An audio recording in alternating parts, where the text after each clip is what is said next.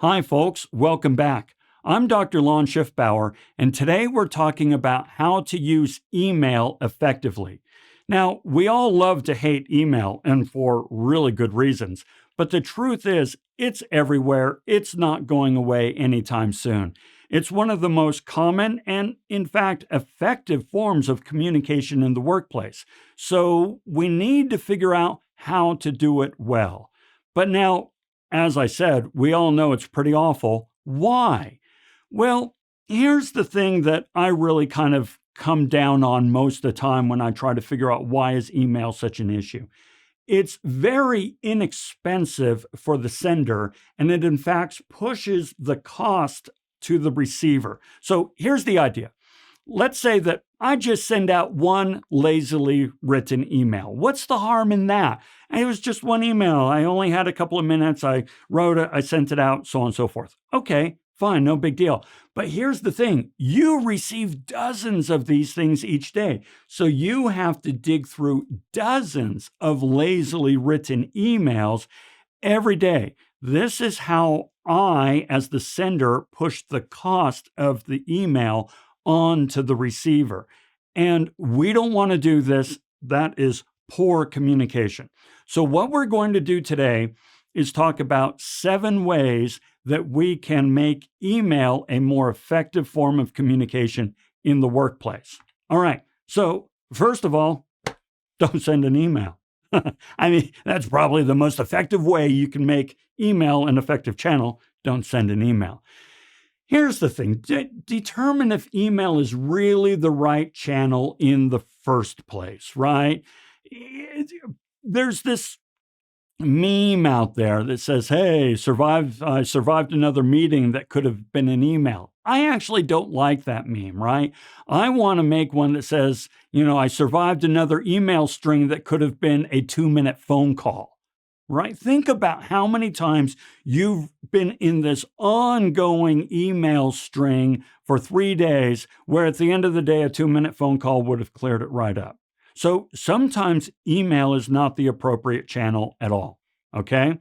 So when is it a great channel? Well, if you have, a quick little request to make, or you want to deliver some basic information, you need to confirm something before you move forward on an assumption, then yeah, email might be a pretty good option. On the other hand, if you want to discuss the pros and cons of a possible course of action, mull over feedback you received from a key stakeholder, or make a case for changing the project scope and timeline, oh, heavens no. Skip the email, call a short meeting. Half-hour meeting will take care of everything. So know when email is the right channel and when it's the wrong channel. Okay, number 2. Unopened is unread. Now, remember, email is a form of communication, but we can't communicate if the receiver does not receive the communication. Now, I know that sounds inanely obvious, but think about it. If an email goes unopened, it is not an effective form of communication. So, how do we make sure the email is opened? The subject line. The subject line should reflect the nature of the message and inspire the reader to open the email, right? So I'm not going to open the email unless the subject line mentions something that has importance to me. I don't care about what's important to the sender. I care about what's important to me. So make sure you use the subject line to your advantage there. Now, same thing with the subject line. Oftentimes, folks will have their email platform, say like Outlook or Google or something, set up in such a way that they can actually see the first line or two of the communication. So yes, I see who it's from, I see the subject line, and then I see the first line or two of the actual email. Well, use that to your advantage. Make sure the first line or two of your email clearly conveys something that is of interest and importance to the reader. Only then will they open it up. Okay?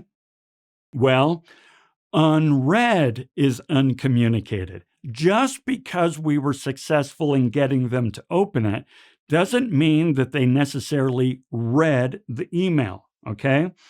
So at the very beginning of the email, we need to be compelling. Grab and hold the reader's attention from the outset. Communicate, and this is so important, what's in it for the reader to keep reading. All right, what's in it for them? With them, what's in it for me? That sort of thing. They are not going to read the email if they do not immediately see a compelling reason to do so. Okay, speaking for myself, the delete key, I hit the delete key so fast it has yet to be measured by any means known to modern science. So we want to make sure we get in there before that delete key reflex kicks into play. All right. So as you do this, don't be seduced by the pretentious notion that they'll read it because they should. Folks, there are any number of things that you should do that you don't. Any number of things that I should do that I don't. Don't should them. Don't wrap yourself in the cloak of righteousness saying, well, if they know what's good for them, they'll read it. They really should. No. If there's no compelling reason for me to read it, I won't. The reader needs to see something that matters to them and is worth their time and attention. All right. Number 4, don't waste the reader's time. Come on, folks. We're at work. We have jobs to do. We're on project teams. We're working with clients. We're dealing with all these fires. And I have to spend all this time, in addition to meetings, reading email. You better make sure those emails are super direct, clear, and concise. All right?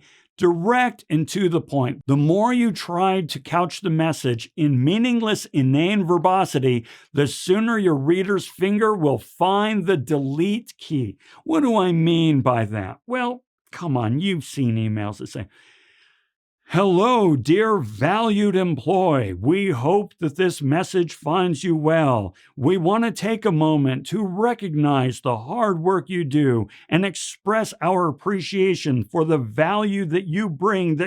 No, don't do that stuff. They can see right through it.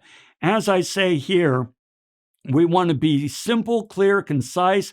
Don't make the reader work to get the message. If you send me an email this long, I have to read an essay to get what you're trying to tell me. Do you really think I have time to read an essay, let alone 80 essays in a day? I don't, right?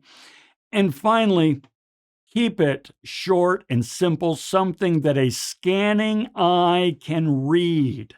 Okay? So come on, folks. You don't read things cover to cover. I don't read things cover to cover. I'm going to bring that down a little bit. I'm scanning information.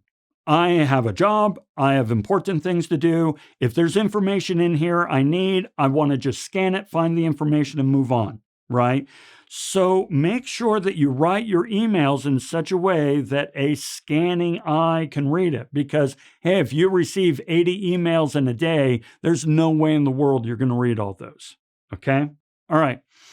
And here's the thing. Number 6. Don't take your readers for fools who can be easily manipulated. Deliver the message with authenticity.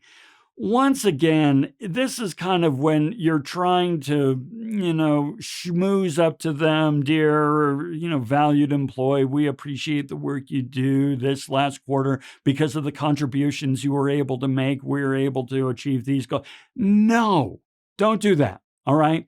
Your readers will see right through any contrived bias or hokey sentimentality you try to feed them. You may think you're feeding them honey, but in their mouths, it will sound like something closer to bullshit. It really will. It's weird to me. When I'm writing, I think I'm brilliant. I think this is the most amazing email that has ever been conceived by the mind of man, right? It's so great and everything. But when somebody else reads it, it's hokey malarkey. And it's the same thing when you write an email to me. Oh, blah, blah, blah. This is great and fantastic. And I'm going to read it going, oh my gosh, just what do you need? Just tell me what you need. So understand that email is not prose. It's not seducing anyone. It's just simply conveying information, making requests, things of that nature. Okay, keep going. Number 7, leave the comedy in the break room. Avoid sarcasm, exaggeration, and hyperbole. Email is an atrocious medium for sarcasm and sardonic humor. Really is. These more nuanced forms of humor require greater context and the addition of verbal tone and facial expressions to be effective, all of which are missing in email. So, no. A good email is a boring email. It's simple, it's short, it's sweet, it's telling the reader what they need to do. That's it, right? You're not out there, building relationships through email, okay? And so there you go. You now have a competitive advantage because you know how to use this important medium, email, to greater effect than your average person. So go out there, do something awesome with it. And until we talk again, have a fantastic day.